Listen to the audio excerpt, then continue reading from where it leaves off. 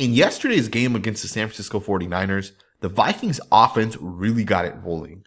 And it was really the guys up front that, in my opinion, did a very, very good job. Not only did the Vikings average 4 yards per attempt on the ground, but quarterback Kirk Cousins was fairly kept clean yesterday. He was not sacked at all yesterday against a very, very stout San Francisco 49ers front seven. He was hit just a couple of times, and generally speaking, the offensive line did a really, really good job. And it really started with the guys on the left side here of the offensive line. Dalton Risner got his very first start for the Vikings, and you see plays like this, where he's going to reach on the long 3 technique defensive tackle. And he just does such a nice job being able to get out of his stance. Between him and Christian Darrisaw, they're going to double team here. Darrisaw gets the right hand right into that defensive lineman. And you see Risner basically stick with this defensive lineman throughout this block, and he's going to ultimately flip the hips and seal it off. I mean, this block right here is all pro caliber stuff. And Dalton Risner may actually be that. A lot of people believe Dalton Risner is one of the best guards in the NFL, and it's because of blocks like this. That is such a nice job right there by Risner. He's able to not only push this guy backwards, he's able to seal it off. This play picked up almost 20 yards. This was the first play of the game. This is how the Vikings wanted to start their game. They said, we want to come out here and show the 49ers that we're going to run the football and have success on the ground. Now, it wasn't great the entirety of the game, but to me, they did a really, really good job picking up the yards they needed to ultimately continue drives, continuing to control the time of possession, and it was just a really nice overall job. And I also got to give credit here to TJ Hawkinson as well as Josh Oliver. This block is so damn impressive to me, and it really starts with Hawkinson, who I would say is a top tight end in run blocking. Just a really, really nice job. And there's something to be said about these Iowa tight ends. These guys know how to block, right? When Hawkinson was coming out of college, we knew that he was arguably going to be one of the best run blockers in the NFL. And you're seeing that run blocking ability. He's going to double team here with Oliver. Oliver is going to flip the hips on a defensive end here. Hawkinson gets up to the next level. And you see the lane really develop because of the block by the 2 tight ends. So it's a great job by both of those guys to be able to create that lane, to create that separation right there. Just a really, really nice job. Very fired up getting this film breakdown. Let's get right into it. Check this play out. You got a 3rd and 12, and the quarterback's going to hit TJ Hawkinson on this one for 16 yards. So really, really nice job by the quarterback to recognize that no one was open, and he ultimately comes back down to the check down. But the offensive line also does a pretty good job on this one. One of the interesting things with the Vikings is the potential for this offensive line is massive.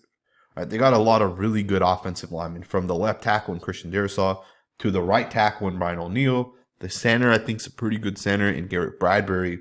And of course, Dalton Risner, I think, was the guy that really puts it all together.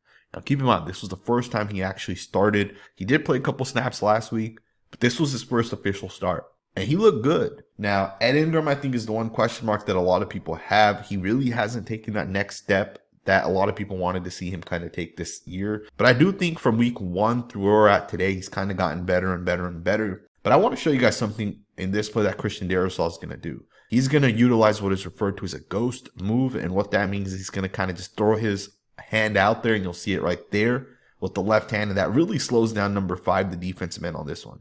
It's a great job throwing that ghost move. Bam. I really like what Christian Darrisaw has put out on tape this year. It's not perfect, right? He's allowed a couple of quarterback hits, but it looks really good. Like, you can tell this guy's definitely one of the better tackles in the NFL. Love the ghost move. Really gets number 5 off balance, slows him down.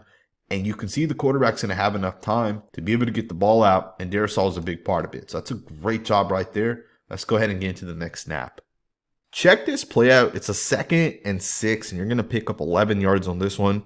I love the progression that Kirk Cousins shows on this play. I want you guys to watch him specifically from the backside angle here and watch how he's going to take the snap here.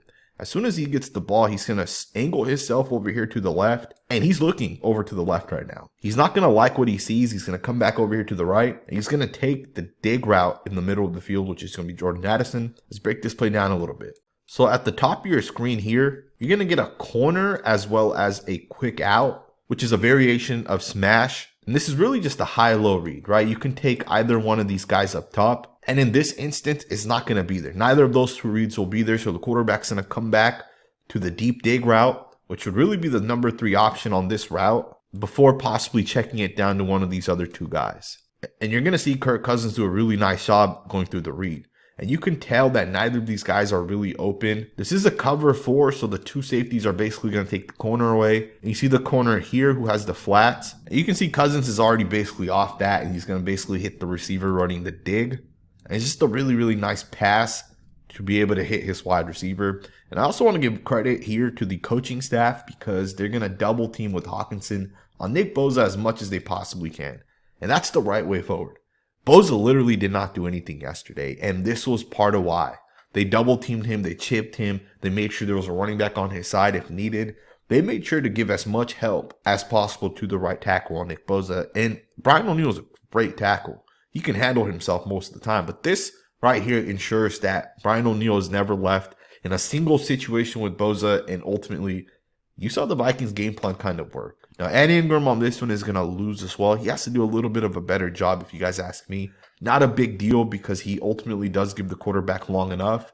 And you do see within this play the power he has, right? But from a technical standpoint, he has to just get a little bit better. Not a big deal. You do pick up 11 yards. Let's get into the next snap. So you're going to pick up 6 yards on this run right here. A really, really nice job by the guys up front.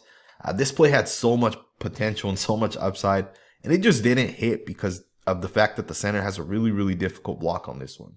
You guys can see here, Bradbury's not going to be able to fully reach on this defensive tackle who's lined up in the 2-eye technique. For Bradbury to reach on this guy here, it is kind of difficult. I think the right guard does a really nice job trying to help him before he releases. If you guys watch the center and right guard, the right guard does a great job with the double team, right? He tries to fully help the center overtake this D tackle. Now, keep in mind, this is a very difficult block. This is a good defensive tackle who's ultimately going to fight through it. And you can see he's actually going to swipe away Bradbury's hand. If you watch the left hand of the D tackle, he's going to swipe away the right hand of the center right there. And that swipe basically allows him to kind of get over the top. But if you guys analyze some of the other guys within this play, they do a pretty good job as well. Watch the right tackle here double with 84. Oliver on that defensive end, bam, put him right down into the ground. That's a really, really nice job. If you guys watch Christian Darrisaw as well on the backside block on Javon Hargrave, great defensive tackle. If you guys ask me, one of the best in the NFL. Darrisaw does a great job with the reach. This guy's playing the 3 technique, so this is a hard reach. But within this play, you can see that Darrisaw gets to his guy and is ultimately able to get the hips to the right side of that. Dalton Risner gets up here and is able to pick his guy off. If this is a better block, in my opinion, this play pops. This play has so much upside through one of these gaps, and it may not be the gap here to the right because of the guy here kind of gets off the block. But this play picks up more than 5 yards if you guys ask me. Not a big deal, still a gain of about 5 to 6 yards. Let's get into the next snap. Check this play out here. You're going to pick up 22 yards by TJ Hawkinson. Just a great job if you guys ask me. This is called a Yankee concept. And I love the fact that they're going to run 2 guys deep. So you're going to get a post, you're going to get a deep cross, and then you're going to get Hawkinson to leak over the top here. Because the 49ers are in this banjo concept, which means number 7 has to take the crosser before he can carry TJ Hawkinson across the middle of the field, you'll see how Hawkinson ultimately ends up getting open. You'll see Ward here, number 7, the cornerback, look to possibly carry number 87 here. But he's going to recognize the deep cross, and he has to take that before he can take 87. You have a deep post as well over the top, which is going to not only take the corner here, but it's also going to suck in the safety here. And you just have this massive lane here in the middle of the field to ultimately work with. You see Kirk Cousins deliver a really, really nice pass with a lot of velocity to it. And just like that, you pick up 22 yards. And of course, I think the offensive line does a great job on this one. It's a 7-step drop, so the quarterback needs the time to ultimately get the ball out. And the offensive line delivers. So that's a great job right there. Great pass, great execution. Let's get into the next snap. Check this play out. You're going to get a 13-yard run here by the running back. Just a great overall job by the offensive lineman. Great cutback vision by the running back as well. But I got to start off right away by giving some credit to Brian O'Neill. Because although this is a super simple seal out block on Nick Bosa, Bosa is one of those guys that can sometimes get around and make the play. Now this is a split zone, so 87 is responsible for the backside defensive end. And these guys are all going to step over to the right and try to reach and hook these guys off. But the big block is a seal off block here by O'Neill on Bosa. And if you guys watch Brian O'Neill, he does a great job holding his ground against Bosa. Sometimes you'll get defensive ends here that can take this tackle and push him back, and basically the gap between the right guard and right tackle isn't as wide as the gap is here. But on this one, Brian O'Neill holds his ground and he flips the hips, and there's nothing Bosa could do on this one. So big shout out to Brian O'Neill on this one. You also see the split zone look with 87 coming over here from the right. He's going to come and block number 94 on this one. And that also sucks in some of those linebackers as well as the safety, number 31, to kind of follow over to the left. So it's a good job with the design aspect of it. Ingram does a good job holding his blocking up, as does Dalton Risner. And Bradbury gets up here and does just a good enough job on those guys where you're able to pick up 13 yards. That's a really nice job. Let's get into the next snap. In my opinion, the Minnesota Vikings coach came up with a great game plan to really go after some of the weaknesses that this 49ers defense has. And here's a great call to kind of go after that. Now, this is a 3rd and 2, and you guys can see the defense of the 49ers are in a clear cover 3. You're going to get one safety deep, and he is shaded over to the left side of the field. Keep in mind, this is the hash mark that the center's snapping the ball from. The other safety is down in the box. You got a corner here. So you definitely know this is some sort of cover 3 with some sort of lock here on the backside. And this is a very typical defense that the 49ers run. So what the Vikings are going to do is they're going to run a quick out route, which is going to occupy the cornerback there because he is in some sort of match concept. And from there, they're going to run a deep crosser, and they're going to really stretch the inside linebacker who is responsible for carrying any crosser over. So if you guys look at this play, and I'm going to go slowly here and pause it halfway through the play, you guys can see that the receiver here is about to hit his out. The cornerback is in some sort of lock concept, so he's going to follow right there, as you guys can see. At the same time, you see the linebacker here has to carry the cross, and they're going to attack that linebacker. Because that linebacker is not one of those linebackers that's a top-tier linebacker, especially in coverage. I like Dre Greenlaw, but he isn't Fred Warner when it comes to coverage, and he's not going to run with Jordan Addison. I love the design of this play. I love the conflict that they put these guys into. You can tell these plays are thought through, and it's not even just that they're thought through. You know, sometimes you can predict what a defense is going to be in when it's 3rd and 2, 3rd and 1, maybe when it's red zone or you're at the 20, 25 yard line. You can predict sometimes what's kind of happening, and a quarterback may call that adjustment. As you can see, Kirk Cousins telling the offense something within this play.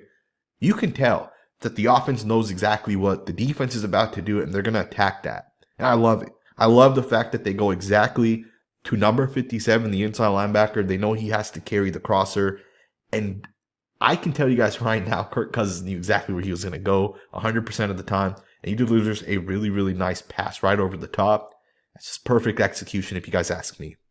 So the Minnesota Vikings are going to run duo to the inside. They're going to pick up 13 yards. Now, this play is kind of interesting based off of what ends up happening on the block, and I think the offensive line does a really nice job processing it, and because of that, the play ends up picking up 13 yards.